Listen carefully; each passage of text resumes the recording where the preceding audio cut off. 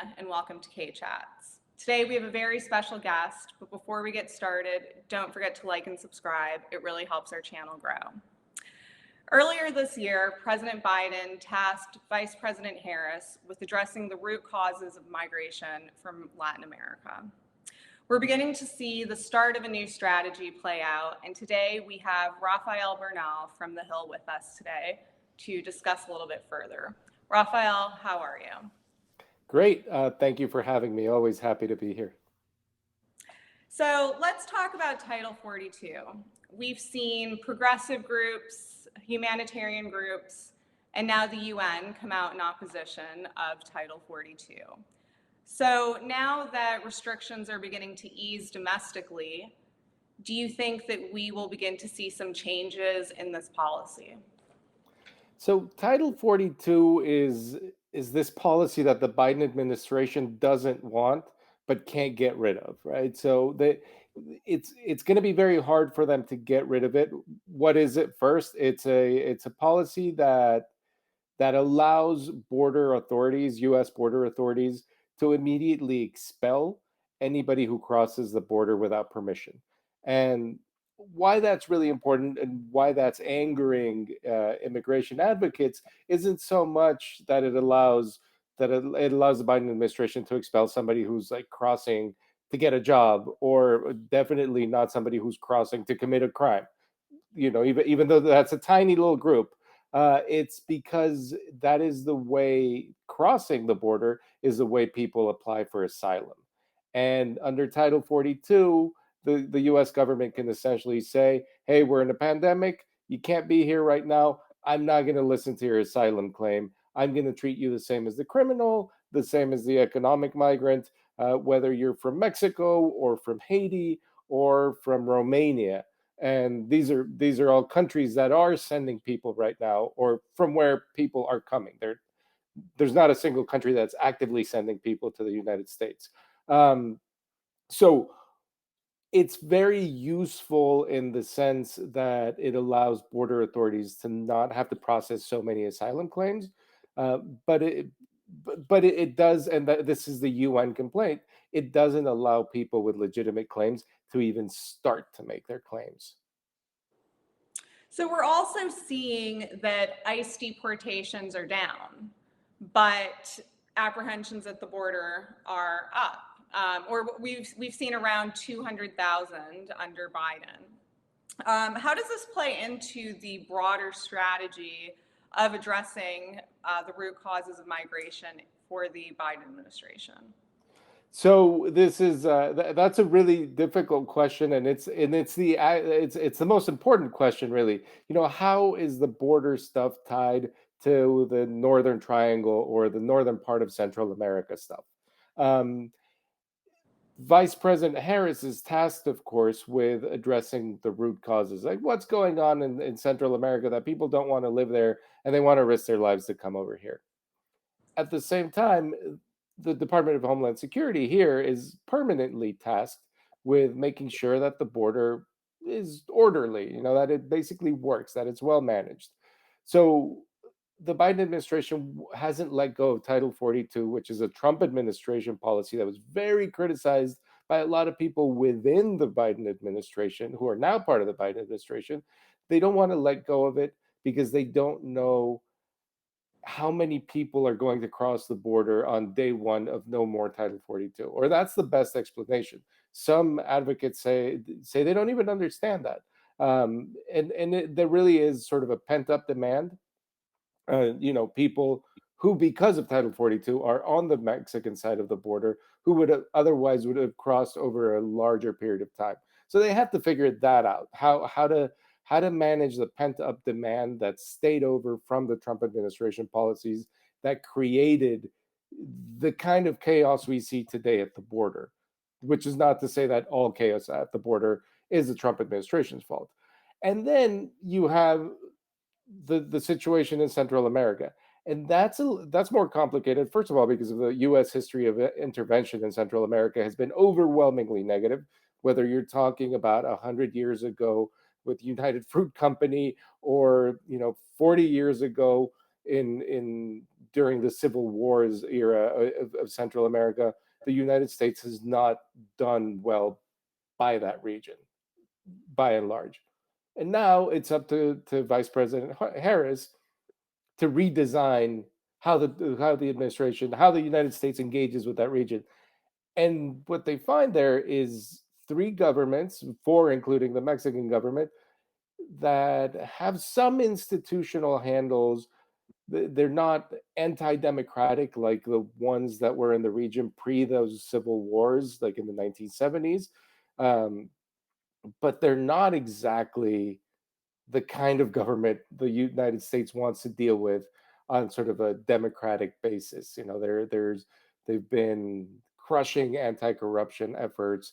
There's the elites in power in those countries tend to perpetuate their own power. It's all to say, like, it's a very difficult task, but they are two separate tasks that are intermingled only in that one feeds the other. That Central America feeds traffic at the border.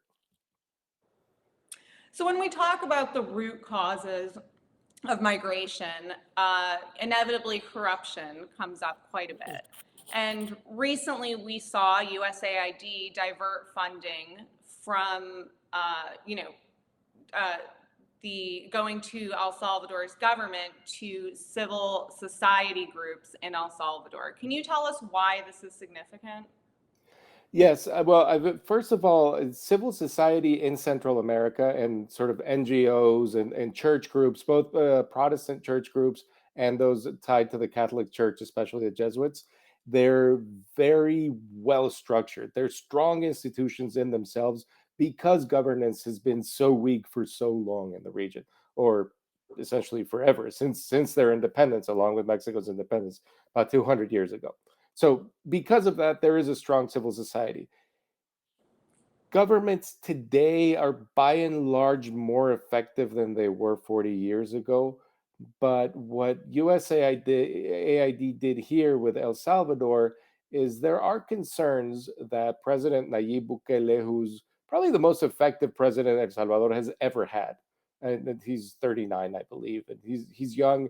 He has very strong ideas. He's a bit of a populist. He uses the internet very effectively, but there are certain moves that he's made that make people doubt his democratic credentials.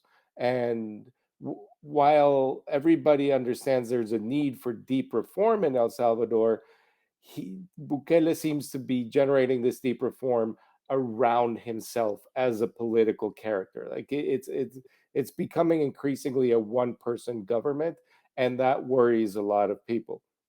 That worries a lot of people in the Biden administration, especially when the vice president has basically staked her reputation on improving conditions in El Salvador and Guatemala and Honduras.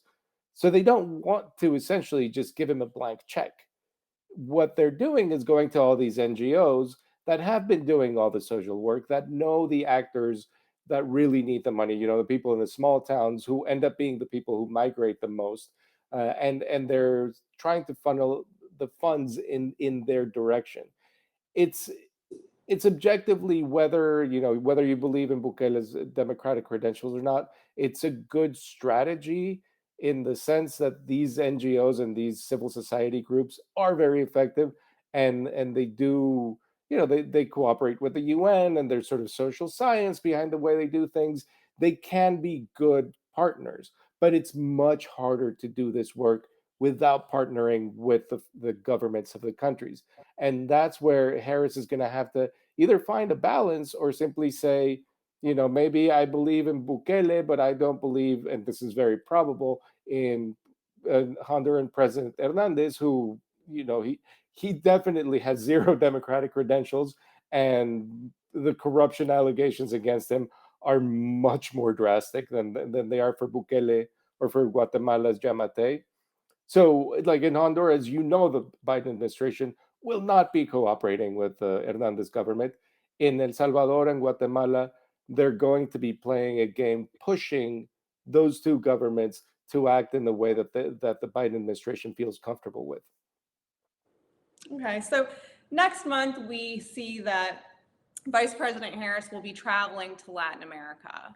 What do you expect to see on that trip? Well, I expect to see a lot of handshakes and sort of friendliness and promises of cooperation. But what we won't see is what's going to be very interesting. So she's going to Guatemala first and then to Mexico City. So Guatemala is significant because the president of Guatemala understands that his two predecessors are in deep legal troubles for their own corruption or alleged corruption, and so the Americans essentially have his head in a vice. So they can push Jamate around in ways that they can't push El Salvador's Bukele. So that first trip is about telling Jamate what they expect from him. And there's been a little bit of friction.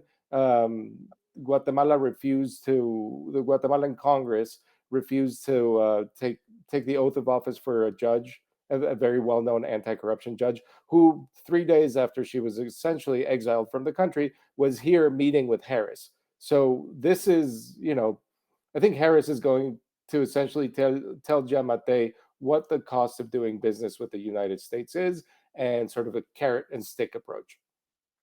With Mexico, it's a lot harder. Mexico's a lot bigger country. Um, you can't just show up to Mexico with a carrot and stick, because a full break with Mexico would be disastrous economically. Let's just start with economically. Socially, probably from the immigration front, would also be disastrous. So there's a lot more diplomacy that goes into the relationship with Mexico. And let's remember, the day Harris lands is the day after Mexico's midterms. The Mexican government has interestingly been trying to provoke a negative reaction for the last few weeks and will probably continue to do so until the election from the Biden administration. They've done a lot of things. They accused USAID of funding coup plotters because they funded a Mexican anti-corruption NGO. Just a whole series of things. Today, they leaked who they were told is going to be the next U.S. ambassador to Mexico. Apparently, it's going to be former Colorado Senator Ken Salazar, who was also Obama's Secretary of the Interior. But usually those leaks don't come out from the receiving country. Everybody knows that Biden has been looking at Salazar, and it's a pretty open secret in Washington.